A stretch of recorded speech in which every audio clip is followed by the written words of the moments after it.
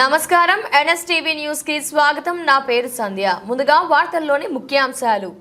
ఎన్టీఆర్ జిల్లా విజయవాడ రూరల్ గొల్లపూడిలోని Vasavi pharma complex లో ఉన్న ఉత్తర ద్వార వెంకటేశ్వర స్వామి వారి తృతీయ వార్షిక బ్రహ్మోత్సవాలు ఘనంగా కొనసాగుతున్నాయి। 4వ రోజు పుష్పార్చన సేవ సందర్భంగా స్వామివారి అన్నదాన కార్యక్రమాన్ని ఆలయ పాలక మండలి సభ్యులు నిర్వహించారు। ఈ కార్యక్రమానికి సహకరించిన వారందరికీ దేవస్థానం కమిటీ కృతజ్ఞతలు తెలిపింది।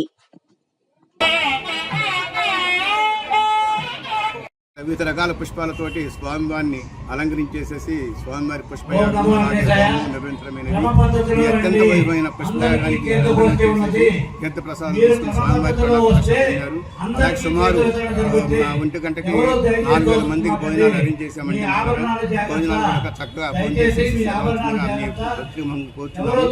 ముఖ్యంగా ఈ దేవాలయంలో విశేషమైనది ఏంటంటే ఉదయాస్తమన సేవ అని చెప్పేసి ప్రవేశపెట్టాము। ఉదయం స్వామివారి సుప్రభాత సేవ నుండి సాయంత్రం పౌలింపు సేవ వరకు స్వామివారికి నిత్యం కైంకర్యాలు చాలా మంది వాళ్ళ బర్త్డే రోజు మ్యారేజ్ రోజు ఇచ్చేసేసి స్వామివారి కైంకర్యాలను పొంది స్వామివారికి వినాకటాక్షలు పొందుతున్నారు। అలాగే ప్రతి మంగళవారము స్వామివారికి పుష్పార్చన జరుగుతుంది। మరి ఇది 3వ సంవత్సరం మేము బ్రహ్మోత్సవాలు జరుపుకోవటము చాలా ఘనంగా జరుగుతున్నాయి। ప్రతి సంవత్సరం భక్తులు పెరుగుతున్నారు, ఎందుకంటే స్వామివారి ఉత్తర దర్శనం ఉన్నారు కాబట్టి చాలా మంచి ఇక్కడ స్వామివారికి సేవలు కూడా బాగా చేసుకుంటున్నారండి అందరూ కూడా।